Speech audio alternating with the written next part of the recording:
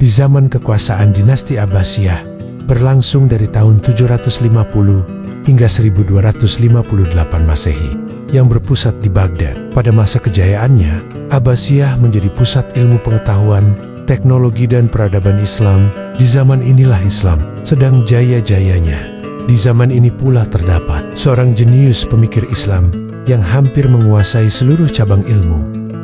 Di sebuah perpustakaan tua di Khwarizm, seorang anak muda tenggelam dalam tumpukan buku. Ia bukan anak raja, bukan pula bangsawan, tapi pikirannya lebih tajam dari pedang manapun. Namanya Abu Raihan Al-Biruni. Sejak kecil, ia haus ilmu. Ia belajar dari siapapun ilmuwan, pendeta, pedagang asing, bahkan dari rakyat biasa. Majalah UNESCO tahun 74 menyebut Al-Biruni sebagai jenius universal yang hidup 1000 tahun lalu. Kenapa disebut jenius universal?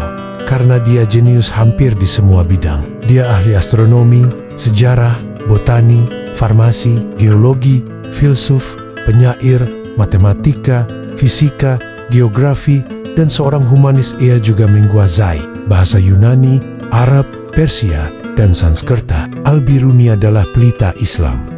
Suatu hari, seorang pejabat bertanya, "Mengapa engkau buang waktumu mempelajari bangsa lain dan kitab mereka?" Al-Biruni menjawab tegas, "Karena kebenaran bukan milik satu kaum saja. Ia milik siapapun yang mencarinya."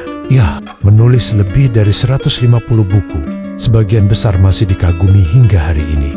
Ia menghitung keliling bumi dengan akurasi luar biasa tanpa pernah meninggalkan tanah kelahirannya. Ia menjelaskan gerhana, rotasi bumi, hukum gaya berat, bahkan menduga bahwa daratan dulu bisa jadi pernah menyatu jauh sebelum sains modern mengenal teori lempeng tektonik. Salah satu bukunya yang berjudul Al-Atsar, Al-Baqiyah an Al-Qurun Al-Khaliyah, dinobatkan sebagai buku sejarah paling detail dan ilmiah sampai hari ini. Bayangkan, buku paling ilmiah sampai hari ini, itulah Al-Biruni. Ia tak pernah mengangkat pedang, tapi pemikirannya menembus zaman. Ia tak pernah duduk di singgasana, tapi namanya tetap hidup lebih lama dari para raja.